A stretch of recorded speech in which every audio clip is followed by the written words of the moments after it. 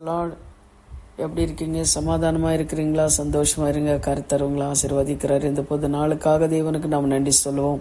இனி காலையிலேருந்து சாயந்தரம் வரை கர்த்தர் நீங்கள் உங்களை போக்கத்தையும் வருத்தியும் உங்கள் கையை பிரயாசத்தையும் கர்த்தர் ஆசீர்வதிக்கிறார்.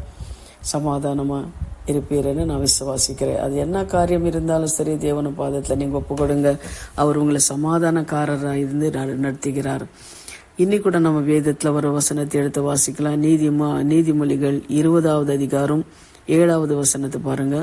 நீதிமான் தன் உத்தமத்திலே நடிக்கின்றான், அவனுக்கு பிறகு அவன் பிள்ளைகளையும் பாக்கியம் உள்ளவர்களாய் இருப்பார்கள் அப்படின்னு. நீதிமான் தன் உத்தமத்திலே நடுப்பான்.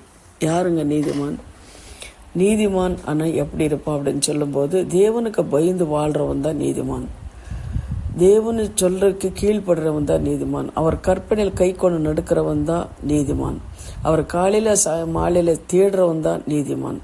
அது நீதிமான்கள் அவர் எப்படி இருப்பார்னா செழிப்பார்களாம். நீதிமான்கள் தன் உத்தமத்திலே நடிக்கின்றார்கள். நீதிமான்கள் உத்தமத்தில் நடிக்கிறார்கள். அவருக்கு என்ன காரியம் கொடுத்தாலும் அவரு உண்மையா இருப்பார்கள், கரெக்டா செய்வார்கள். என்ன காரியம் இருந்தாலும் அவங்கள தான் நீதிமான்னு சொல்லுவோம். அதே போல யோசேப்பு நம்ம வேத வசனத்துல பார்க்கும்போது யோசேப்பு நம்ம பார்க்குறோம். யோசேப்பு பாருங்க, அவர் கொடுக்குற அந்த வேலையை, அது எப்படிப்பட்ட வேலையானாலும் சரி, அவர் என்ன பண்றாரு? கரெக்டா செய்து முடிக்கிறார். அப்போ அவர் என்ன பண்றாரு? தேவனுக்கு பயந்து அவர் நடந்தார். தேவர் அவரோட இருந்தார். அதனால அவரை நீதிமானாக நடந்து கொண்டார். தன்னை சகோதரங்கள் வரும்போது கூட அவர் மன்னித்தார் பாருங்க. அதுதான் நீதிமான். சகோதரங்கள் அவர் செய்த குற்றத்துக்கு வேற யாராவது இருந்தா நம்ம இருந்தேன்னா பழி வாங்கியிருப்போம். எனக்கு இப்படி தீங்கு செய்தானே அப்படின்னு. ஆனா அவர் என்ன பண்ண? பழி வாங்கல. ஏன்னா அவருக்கு தெரியும் கர்த்தர் என்னோட இருக்கிறார், அவர் மன்னிக்கிற தேவன், நானும் அவர் புள்ள, நானும் மன்னிக்கிறேன்னு சொல்லி அவர் என்ன பண்ணாரு? அவர் சகோதரர்கள் தீங்கு செய்தாலும் அவர் மன்னிக்கிற குணம் அவருக்கு இருந்தது. அவர் ஒரு நீதிமான். அதனாலதான் அவர் சந்ததி தேவன் என்ன பண்ணார்? ஆசீர்வதித்தார். தன் 2 குமாரர்களுக்கு 2 கோத்திரங்கள் கொடுத்து தேவன் அவர் ஆசீர்வதித்தார் அப்படின்னு சொல்லி நம்ம பார்க்கிறோம். அன்பானவர்களே, அதே போல நம்ம கூட இந்த உலகத்துல வாழும் போது நீதியாக வாழணுங்க. நீதிமான்களாக நம்ம வாழணும். அது நம்மளுக்கு ஒரு வைராகியம் வேணும். தேவனுக்காக நாங்கள் வாழணும், நீதியாக நான் வாழணும், தேவனுக்கு விரோதமான காரியங்கள் நம்ம செய்யக்கூடாது அப்படின்னு சொல்லி. அது மாத்திரம் இல்லைங்க, நீதிமான்களாக நம்ம வாழும்போது நம்ம பிள்ளைங்களை தேவன் என்ன பண்றாங்களா? பிள்ளைகளும் பாக்கியவான்களா இருப்பார்களா பாருங்க. நம்ம இந்த உலகத்துல நீதிமான்களா வாழும்போது உங்க பிள்ளைங்கள் என்ன எப்படி இருப்பாங்க? பாக்கியவதிகளாக இருப்பார்கள். அதுக்காக நம்ம இந்த உலகத்துல இருக்கிற நாள் முழுவதும் நீதியோட நியாயத்தோட வாழணும். அதே போல நீங்க பார்க்கும்போது நோவா கூட நம்ம பார்க்கலாம். நோவா எப்படி இருந்தாரு? அந்த உலகத்தில் பார்க்கும்போது ஆணுக்கு ஆணு பெண்ணுக்கு பெண்ணு இந்த பூமியில பாவங்களெல்லாம் செய்து கொண்டு இருக்கும்போது கூட நோவா பாருங்க பயந்து தேவன் இருக்கிறார், இந்த மாதிரி காரியங்கள் நம்ம செய்யக்கூடாது அப்படின்னு சொல்லி அவர் பயந்து வாழ்ந்து கொண்டிருந்தார் இல்லைங்களா?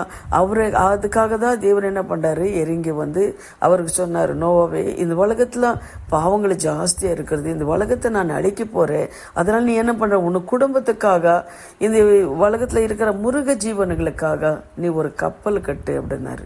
அப்ப அவர் என்ன பண்றாரு? கீழ்ப்படிந்து அந்த கப்பல் கட்டும் போது அந்த கப்பலுக்குள்ள இந்த மிருக ஜீவன்கள் எல்லாம் வந்தது, அவன் குடும்பமும் வந்தது. 40 ராத்திரி 40 பகலும் மழை பெய்ந்து அழிஞ்சு போனது அப்படின்னு சொல்லி நாம் பார்க்கிறோம். ஆனா நீதிமான்கள் ஒரு நாளும் கைவிட மாட்டாருங்க.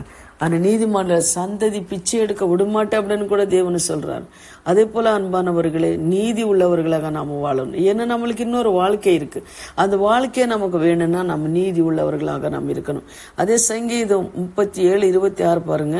அவன் நித்தியமும் இறங்கி கடன் கொடுக்கின்றவன், அவன் சந்ததி ஆசீர்வதிக்கப்படும். நீதிமான் என்ன பண்ணனா, அவன்கிட்ட இருந்த இல்லைன்னு சொல்ல முடியாது.